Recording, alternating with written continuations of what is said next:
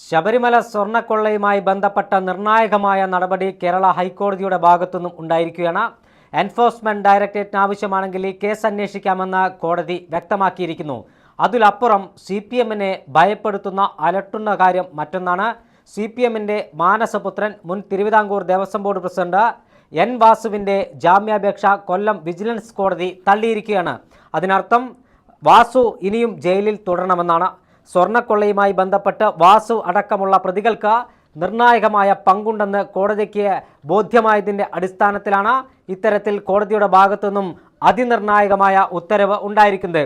CPM നേതാക്കന്മാരുടെ നെഞ്ചിടിപ്പ് വർദ്ധിപ്പിക്കുന്ന നടപടിയാണ് കോടതിയിൽ നിന്നുണ്ടായത് എന്ന കാര്യം വ്യക്തമായിരിക്കുന്നു. കാരണം സ്വർണ്ണക്കൊള്ളയുമായി ബന്ധപ്പെട്ട CPMൻ്റെ മാനസപുത്രന്മാരായ N വാസു, A പത്മകുമാർ, മുരാരി ബാബു, ഉണ്ണികൃഷ്ണൻ പോറ്റി തുടങ്ങിയവരെല്ലാം ഇന്ന് ജയിലഴിക്കുള്ളിലാണ്.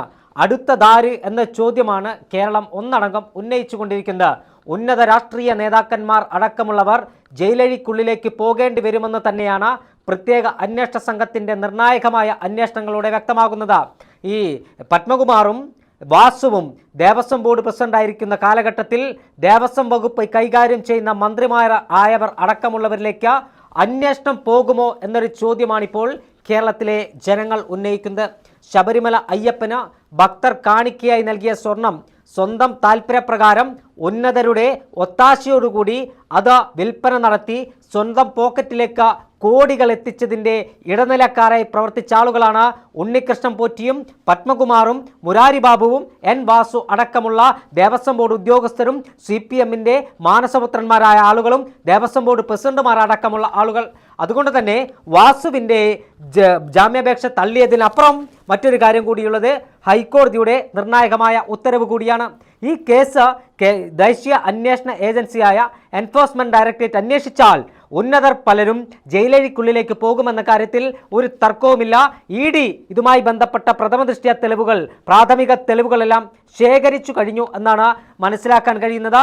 അത്തരത്തിൽ ഒരു അന്വേഷണം വരികയാണെങ്കിൽ അത് EDയുടെ കൊച്ചി യൂണിറ്റ് ആയിരിക്കും അന്വേഷിക്കാൻ സാധ്യത. അങ്ങനെ വരുമ്പോൾ പല പ്രമുഖർക്കും വീണ്ടും ജയിലിലേക്ക് പോകേണ്ടി വരും. കേരള രാഷ്ട്രീയം കണ്ട ഏറ്റവും വലിയ കുംഭകോണങ്ങളിൽ ഒന്നായിരിക്കും ശബരിമല സ്വർണ്ണക്കൊള്ള എന്ന കാര്യവും വ്യക്തമാകാൻ പോവുകയാണ്. എന്തായാലും ശബരിമലയിലെ സ്വർണ്ണക്കൊള്ളയുമായി ബന്ധപ്പെട്ട CPMനെ അങ്കലാപ്പിലാക്കുന്ന, CPMനെ പ്രതിക്കൂട്ടിൽ നിർത്തുന്ന നിർണായകമായ വിധി കൊല്ലം വിജിലൻസ് കോടതിയിൽ നിന്നൊരു ഭാഗത്ത് വന്നപ്പോൾ മറുഭാഗത്ത് ഹൈക്കോടതിയിൽ നിന്നും നിർണായകമായ ഉത്തരവ് കൂടിയാണ് പുറത്തു വന്നിരിക്കുന്നത്. ഈ കേസിനകത്തിന് ഇതിൻ്റെ മുന്നോട്ടുള്ള പ്രയാണം CPMനെ സംബന്ധിച്ചിടത്തോളം അത്ര ആശയുള്ള കാര്യമല്ല, ആശങ്കയുളവാക്കുന്ന കാര്യമാണ്. കാരണം CPM നേതാക്കന്മാർക്ക് ഇതിൽ ഏതെങ്കിലും തരത്തിൽ പങ്കുണ്ടെന്ന് തെളിഞ്ഞാൽ പ്രത്യേക അന്വേഷണ സംഘത്തിന് അവരെ അറസ്റ്റ് ചെയ്യേണ്ടി വരും.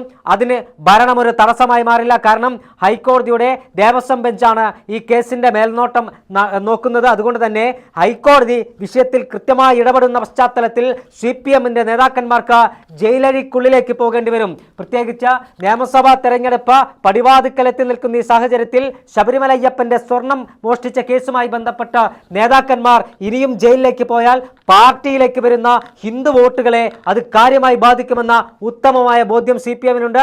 അതുകൊണ്ട് തന്നെയാണ് CPM വിറളി പിടിച്ച് നടക്കുന്നത്. CPM നേതാക്കന്മാർ ഇപ്പോഴും വാസുവിനെയും അതോടൊപ്പം പത്മകുമാറിനെയും തള്ളിപ്പറയാത്തത് അവരുടെ നാവിൽ നിന്ന് വരുന്ന മൊഴികൾ തങ്ങൾക്ക് പ്രതികൂലമാവരുത് എന്ന് പേടിച്ച് തന്നെയാണ്. ഇനിയും മൊഴികൾ വരാനുണ്ട്. എന്തായാലും വരും ദിവസങ്ങളിൽ കൂടുതൽ അറസ്റ്റ് ഉണ്ടാകുമെന്ന് തന്നെയാണ് കരുതുന്നത്.